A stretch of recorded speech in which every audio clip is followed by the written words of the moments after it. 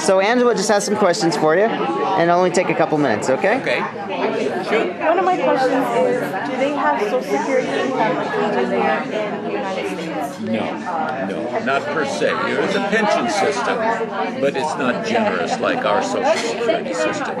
There's a subsidy for the retired people and elderly people, but it is not.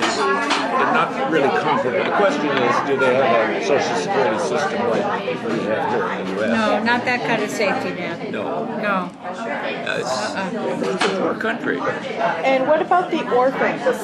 People who don't want their children and they just dump them in. We've learned nothing about that. I'm sorry, we were probably a little short on that sort of social service. We only learned about the elderly. We learned about daycare centers because they're all free. Yes. Because most mothers work. Like the elderly daycare center or the retirement community we met, one of the things that we were told is that was a poor black area in Havana, and that they would be sitting in their apartment all day by themselves if they didn't have this center where they could exercise and so on, because the grandkids are in school and the parents are both working. But, Typical story. Yeah. Before you went to Cuba, did you read any books, whether it's fiction or nonfiction, about Cuba? Well, I've read a lot of good articles over the years, primarily from the New York Times.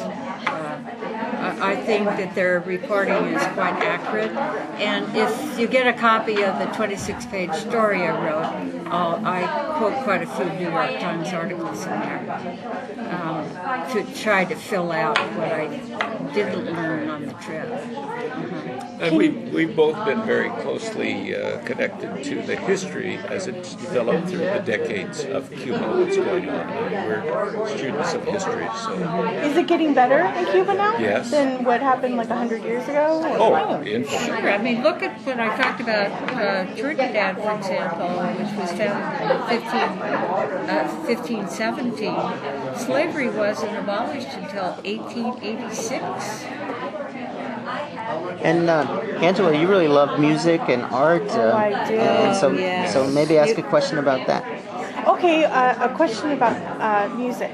Let's say someone has a beautiful voice, but I guess it's called dictator, or the government decides, no, I don't want you as a singer, I want you as a doctor. I don't think it works that way. I didn't get the impression that the K through college free education is, I got the impression that you pursue what your interests are, and then you will be assigned a job in that area. As I said, for 3 years. And then after that, you can look in the newspaper at the ads and try to find another job. But like one of the things, after our farewell dinner in Havana, we all got to ride back to the hotel in a beautiful American convertible. And I thought those convertibles were probably owned by the driver, but they're not. They're state employees. And not only is it his responsibility to drive the convertible, it's also his responsibility to keep it mechanically working. And so when it needs work, he would take it to a state auto repair shop.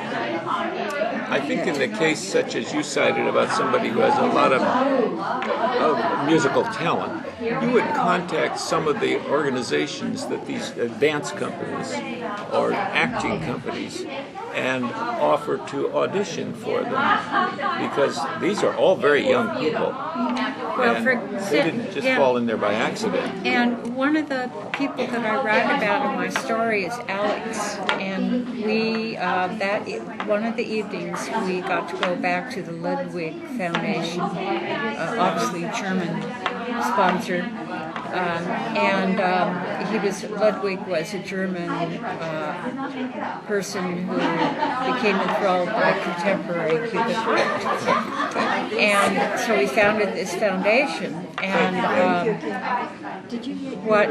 in my story I give Alex's email, and that is a question you could email him. and ask that, because and when I had talked to him, he had just gotten back the day before from Brussels. Had spent 2 or 3 months in Brussels showing his art, and he had a fellowship. And then the next month, in January of this year, he was going to the Cleveland Art Institute, where he had another fellowship.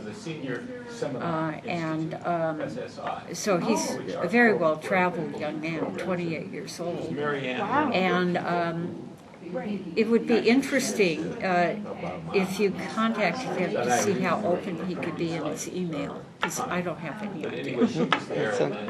And We don't know the degree of censorship. Maybe last question, Angela. Yeah, one last question is, out of all the vehicles that you were in Cuba, what was the most comfortable ride that you really enjoyed? Oh, of course, our bus, the coach. I mean, it was a real luxury coach with feet rests, and a place for your water bottle, and I don't mean to sound like a spoiled American, because, for example, I've been to India 3 different times, so my love are all the developing countries, and the more exotic, the better. So I'm used to traveling rough, but what helps your stamina is if you can have a little luxury here and there, like a good hotel or a good bus. Well, I thank you for this opportunity, and I really enjoyed both your speeches. Oh, good. And I hope it was informative and entertaining. it's actually, I've learned to be grateful for what I do have, because what I've seen in those houses, and even on the outside, I just almost cried. Well, I've seen a lot worse in other countries. I mean, that was for example, if you go to India, by Indian standards, that's luxury. Okay? Yeah. This is all new to me.